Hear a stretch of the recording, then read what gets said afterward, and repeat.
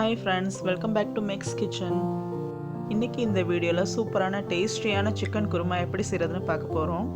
ரொம்ப டேஸ்டியான இந்த குருமா ஒரு 20 நிமிஷத்திலே டக்குன்னு குக்கர்ல நம்ம ரெடி பண்ணிடலாம். இதுக்கு தேவையான பொருள் ஒரு 6 ஸ்பூன் கிட்ட துருவின தேங்காய் எடுத்து வச்சிருக்கேன்.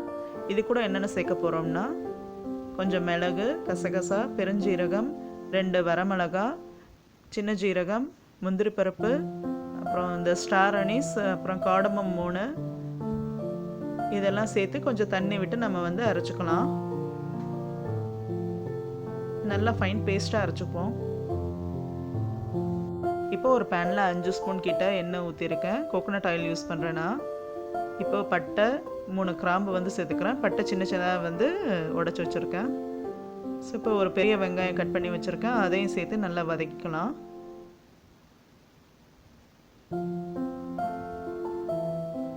இப்போ 2 பச்சை மிளகாய் சேர்த்துக்கிறேன்.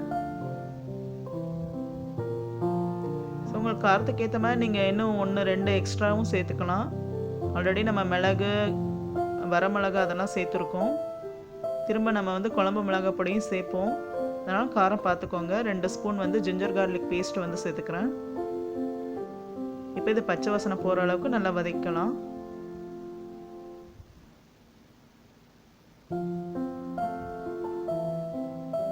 இப்போ இது வதங்குறது கொஞ்சம் உப்பு சேர்த்துக்கிறேன்.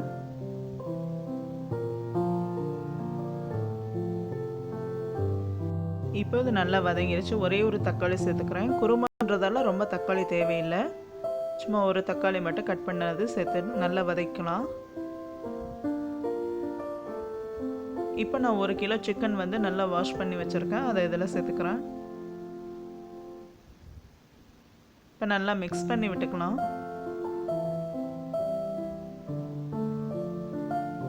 இப்போ இந்த சிக்கனுக்கு தேவையான உப்பு சேர்த்துக்கலாம்.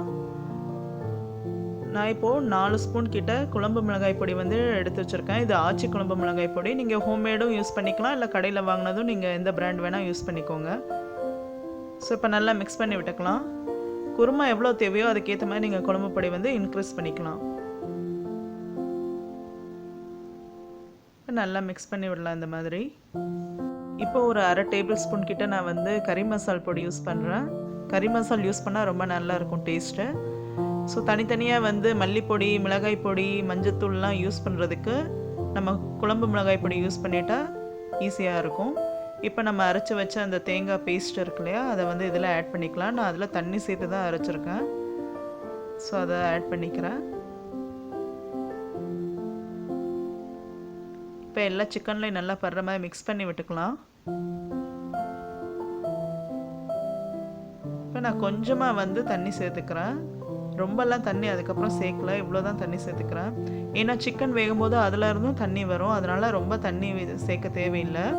நிறையா குருமா வேணும் அப்படின்றவங்க இன்னும் கொஞ்சம் தண்ணி ஆட் பண்ணிக்கலாம். திக்காக இருக்கணும்னா இந்த அளவு போதும்.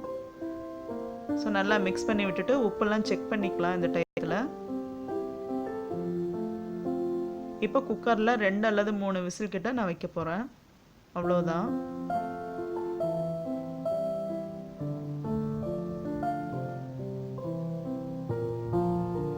இப்போ 3 விசில் கிட்ட வந்துடுச்சு. குக்கர் மூடி எடுக்கலாம்.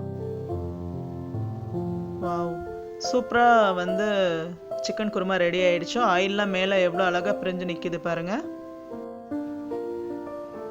வாசனையும் நல்லா கமகமன்னு இருக்குங்க. ஸோ சூப்பராக எவ்வளோ சிம்பிளாக நம்ம ரெடி பண்ணிட்டோம். ஒரு 20 மினிட்ஸ் தான் ஆச்சு எனக்கு இந்த குருமா ரெடி ஆகுறதுக்கு. ஸோ ரொம்ப டேஸ்டான குருமா இது.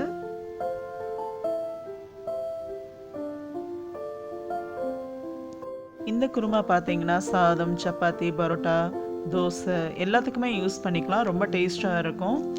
ஸோ இப்போ இது மேலே கொஞ்சம் கொத்தமல்லி தழை நான் கார்னிஷ் பண்ணிக்கிறேன். அவ்வளோதான். நம்மளுடைய ரெஸ்டாரண்ட் ஸ்டைல் கோழி குருமா இல்லை சிக்கன் சால்னா சூப்பராக ரெடி ஆகிடுச்சு.